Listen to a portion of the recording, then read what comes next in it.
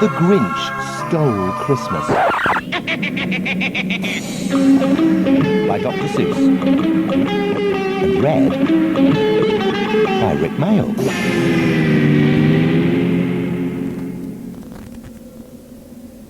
Every Who down in Whoville liked Christmas a lot. But the Grinch, who lived just north of Whoville, did not. The Grinch hated Christmas, the whole Christmas season. Now, please don't ask why.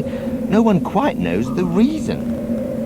It could be his head wasn't screwed on just right. It could be, perhaps, that his shoes were too tight. But I think that the most likely reason of all may have been that his heart was 2 sizes too small.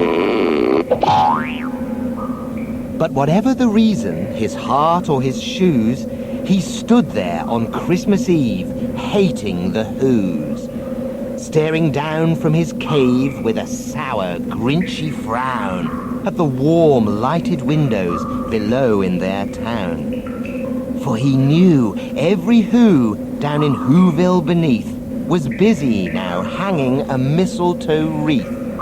And they're hanging their stockings, he snarled with a sneer.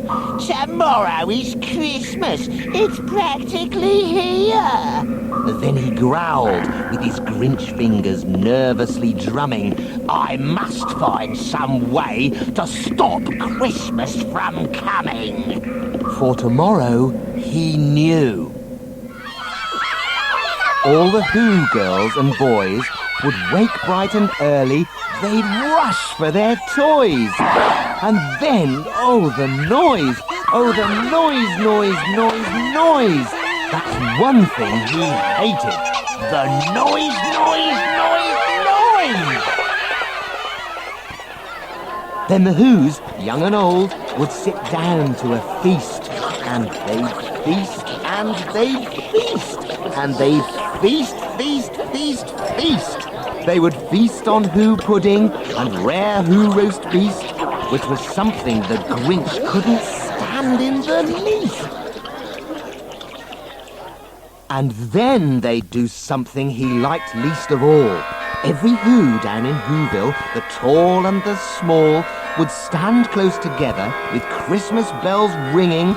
They'd stand hand in hand, and the Whos would start singing. Christmas, it's Christmas, it's Christmas. They'd sing and they'd sing. And they'd sing, sing, sing, sing. And the more the Grinch thought of this Who Christmas sing, the more the Grinch thought, I must stop this whole thing. Why, for 53 years I've put up with it now. I must stop this Christmas from coming. But how? Then he got an idea. An awful idea. The Grinch got a wonderful, awful idea. I know just what to do, the Grinch laughed in his throat.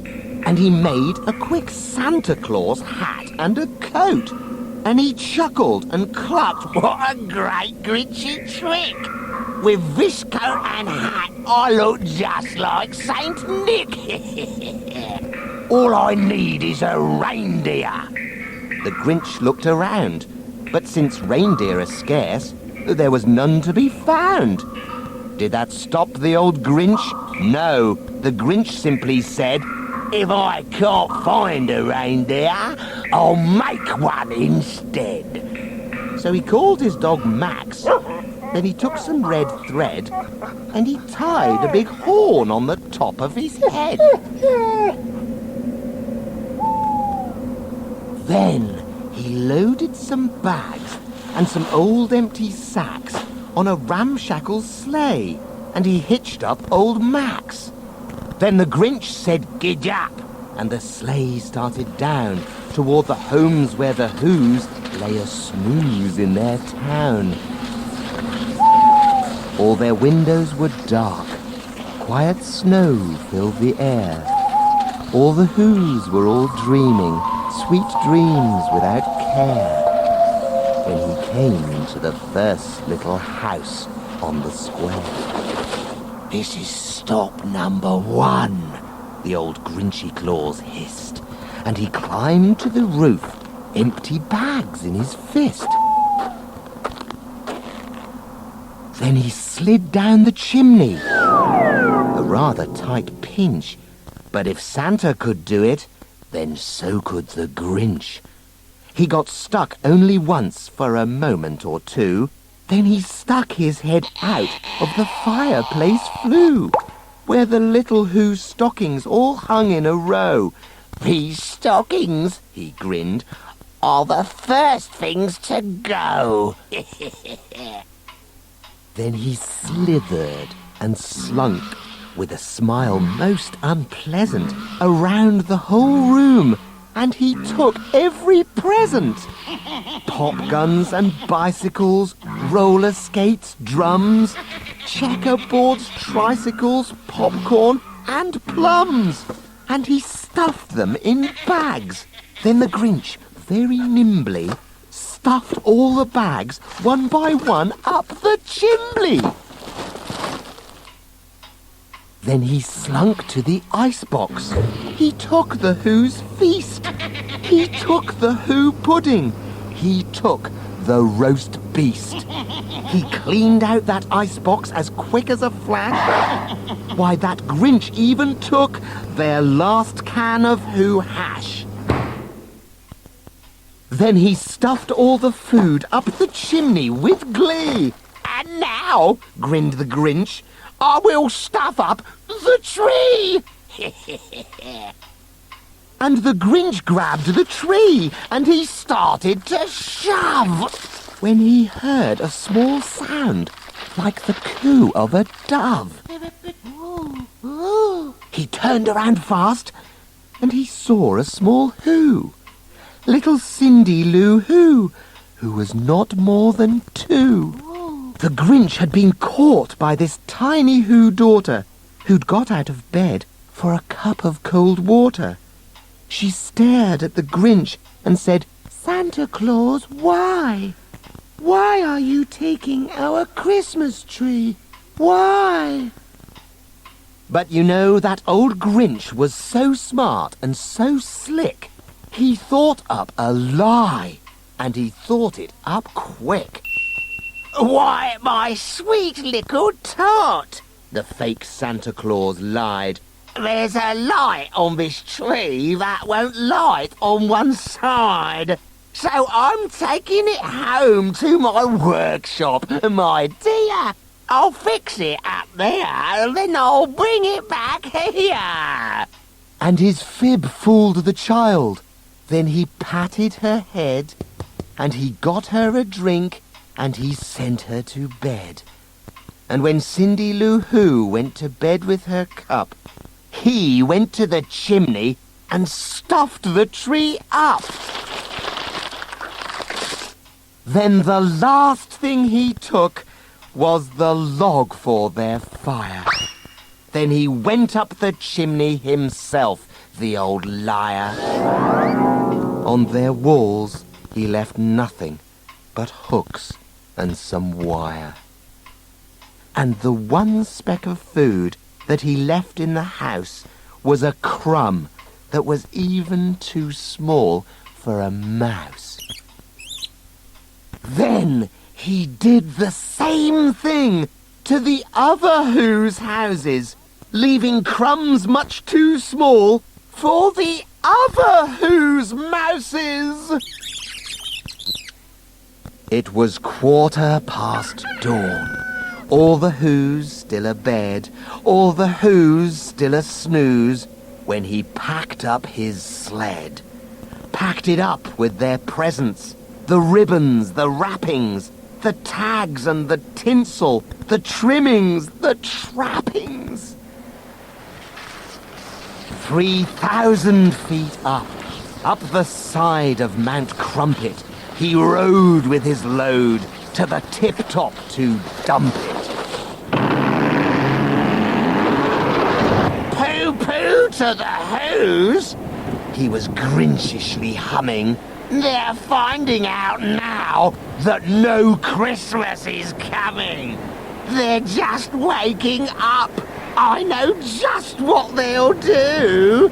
Their mouths will hang open a minute or two. Then the Who's down in Whoville will all cry, boo-hoo! That's a noise, grinned the Grinch, that I simply must hear.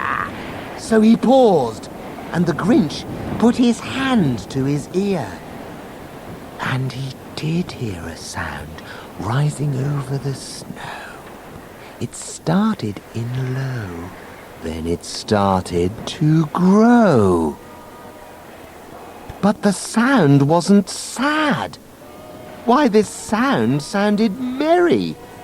It couldn't be so. But it was merry. Very. He stared down at Whoville. The Grinch popped his eyes. Then he shook. What he saw was a shocking surprise. Every Who down in Whoville, the tall and the small, was singing without any presents at all. He hadn't stopped Christmas from coming. It came! Somehow or other, it came just the same. And the Grinch, with his Grinch feet ice cold in the snow, stood puzzling and puzzling. How could it be so? It came without ribbons. It came without tags. It came without packages, boxes or bags. And he puzzled 3 hours till his puzzler was sore. Then the Grinch thought of something he hadn't before. Maybe Christmas, he thought, doesn't come from a store. Maybe Christmas, perhaps, means a little bit more. And what happened then? Well, in Whoville, they say that the Grinch's small heart grew 3 sizes that day. And the minute his heart didn't feel quite so tight, he whizzed with his load through the bright morning light. And he brought back the toys and the food for the feast. And he himself, the Grinch, carved the roast beast.